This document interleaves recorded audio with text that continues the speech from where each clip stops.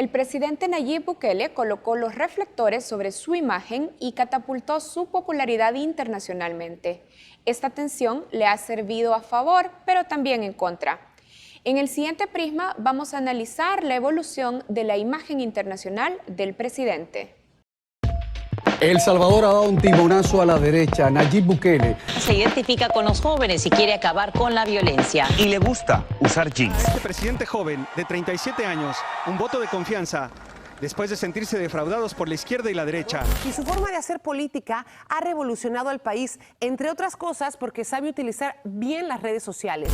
Nayib Bukele llegó al poder con los reflectores puestos sobre él. Su victoria se leyó fuera de El Salvador como un signo de renovación política tras la ruptura del bipartidismo que por casi 3 décadas se disputó el Ejecutivo. Su juventud, una actitud despreocupada de las formalidades que suelen guardar los políticos tradicionales y sus órdenes expeditas a través de las redes sociales le ganaron la popularidad internacional. Parecía que iba a ser un discurso más de la Asamblea General de la ONU, pero Nayib Bukele no es un político más.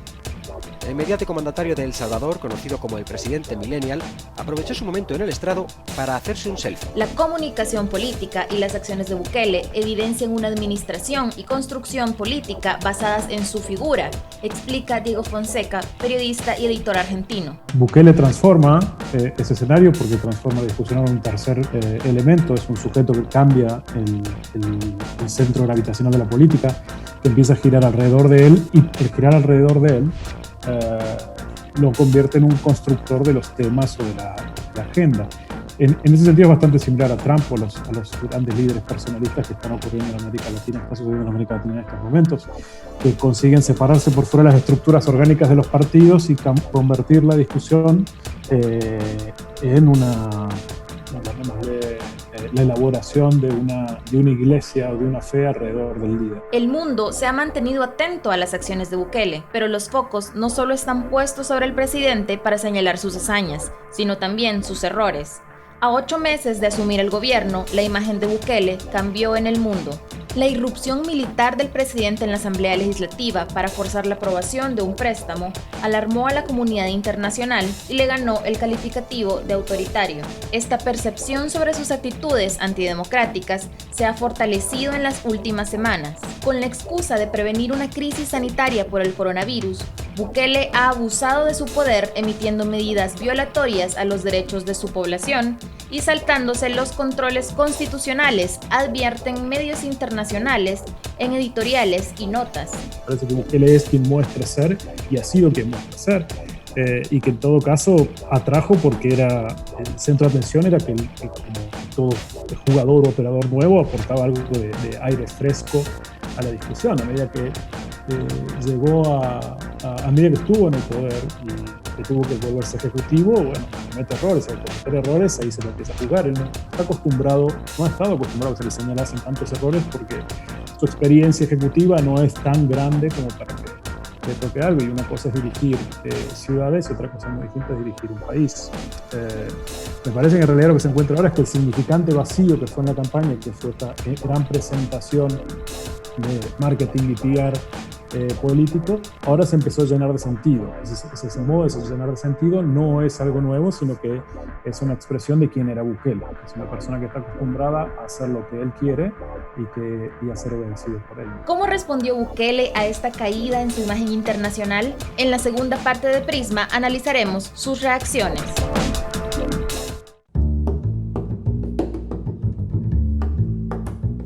En la segunda parte de nuestro prisma continuamos analizando la respuesta del presidente Nayib Bukele a las críticas de medios y de la comunidad internacional. El 25 de abril, el mundo miró a El Salvador por estas imágenes.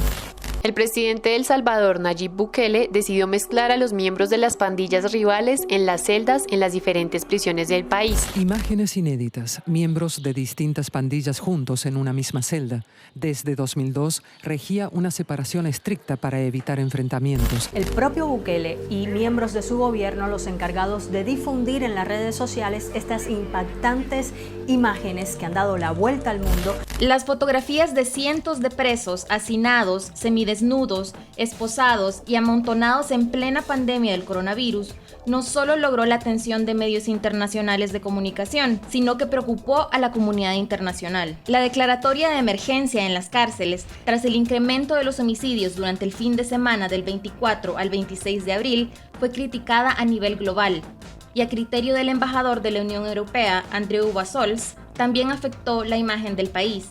El problema de las imágenes. Hay imágenes que es mejor que no se produzcan. Por ejemplo, cuando se vieron esas imágenes de los prisioneros que habían sido agrupados en grandes salas y que estaban expuestos al contagio, ¿verdad? Estaban expuestos a una situación de peligro, y eso tuvo lugar los días después de este aumento lamentable de homicidios, este aumento terrible de homicidios durante el fin de semana. Esa es una imagen que, como usted decía, ha dado la vuelta al mundo. Y es una lástima porque yo creo que el gobierno está haciendo muy buen trabajo de lucha contra la pandemia, pero estas imágenes no están beneficiando la imagen del país. La erosión de su imagen internacional ha llevado al presidente a reaccionar contra los medios de comunicación y las organizaciones defensoras de derechos humanos en redes sociales, el canal que hasta ahora ha sido su voz tanto para emitir órdenes a sus funcionarios como para comunicarse con la población. En simultáneo, en el medio colombiano El Tiempo, apareció un contenido pagado a favor del presidente Bukele, destacando sus logros en la atención a la emergencia de COVID-19. Jonathan Bock, periodista colombiano y miembro de la Fundación para la Libertad de Prensa, FLIP, analiza esta respuesta. Por algunas características que hemos visto del comportamiento del presidente de El Salvador, pues yo destacaría dos cosas. La primera, frente a gastarse esos recursos de publicidad oficial, pues es un poco ese síndrome del funcionario narciso, ¿no? De querer verse muy guapo y atractivo en todos los medios de comunicación y para eso gastar recursos públicos. Y el segundo es también unas características que vemos, pues no solamente en el caso del presidente de El Salvador, sino en muchos otros presidentes, y es atacar y estigmatizar a medios de comunicación que publican un contenido que no es del agrado del presidente.